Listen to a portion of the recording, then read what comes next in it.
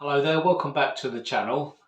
Now, giant centipedes and happiness, not two things that go together in most people's minds, but there are those of us that do find them fascinating, and they do bring us some kind of joy. So today I'm going to be sorting out my Vietnamese giant centipede, the Scolopendra dehaani. Now, when you work with these, you do have to be very careful.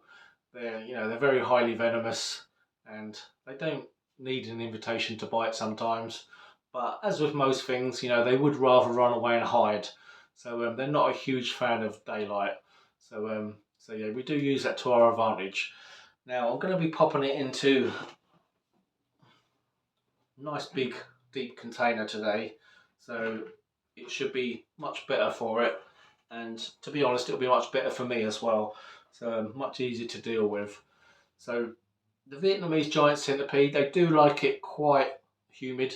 So I've been out to the woods, got myself some nice fresh damp moss, and also picked up sticks and some leaf litter as well. So we're going to try and make this centipede even happier than it already is. So yeah, let's get into the video. Hopefully I won't be chasing it around the room. So this is what we've currently got the centipede in. Now I did go a little bit crazy on the holes on this lid, so never mind.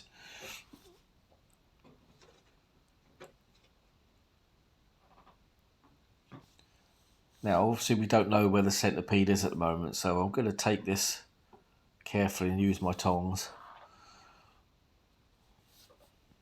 Now it may be sitting under here, maybe somewhere else.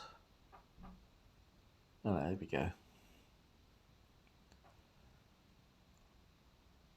It's just got his head tucked right in the corner near the bark here. So very, very slowly pull it away.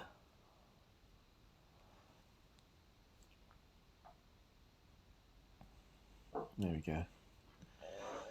Now I was going to use this bra plast container I've got here, but I've just realised it's not clear.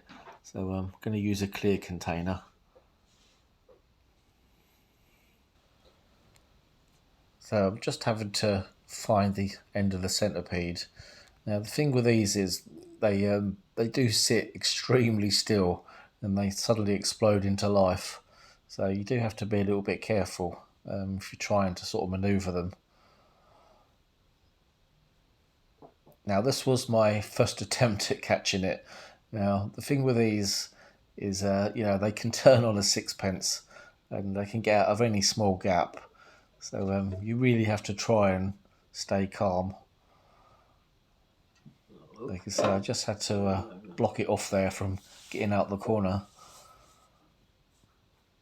Right, so this was my my second attempt. I managed to find a much bigger catch container.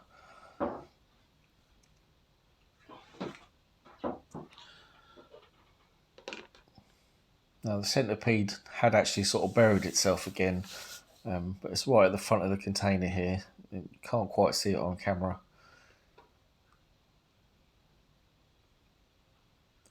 So my plan this time was to butt the container right up to the side of the enclosure, so the centipede didn't have anywhere to go, and then just block the corner off with the lid. Now I don't really like using big sort of cold metal tongs on my inverts, but it's probably the longest, sturdiest thing I've got.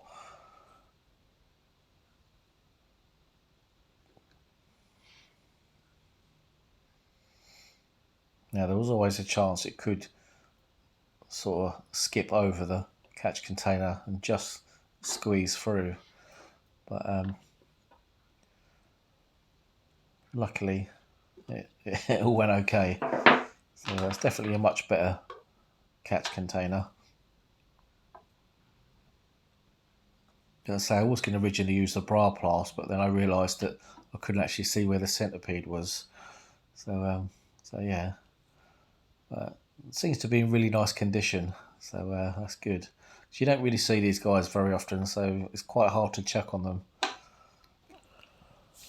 Right, so let's get this little monster into its nice big new enclosure. Now it's very important that we don't keep centipedes in a wet environment. They are susceptible to a deadly fungal infection if they are kept in wet conditions. What we're looking for is high air humidity. Now I'll achieve that just by keeping the water dish filled up and very occasionally sprucing the moss up. They do have a habit of flipping the water dish sometimes. When they do this, I do kind of let it partially dry before I add some more. So I've given it a nice pile of sticks in the corner, covered with moss, and also popped the cork bark back in here. They're much like old world tarantulas, really. If you give them enough places to hide, you don't have to have any hairy moments when you take the lid off. So, if you startle them, they can retreat quite quickly.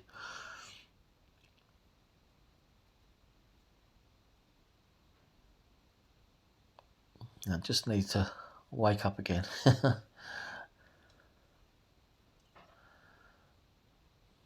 So I fully expect it to disappear in a second. So we have to just sort of get a good look while you can. Probably, won't see it again till it's dark, and probably for a couple of days because it'll probably be busy digging and stuff. There we go.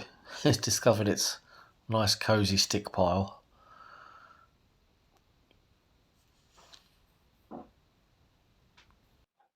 So we got there in the end. It was a little bit sketchy to start with, but it was okay.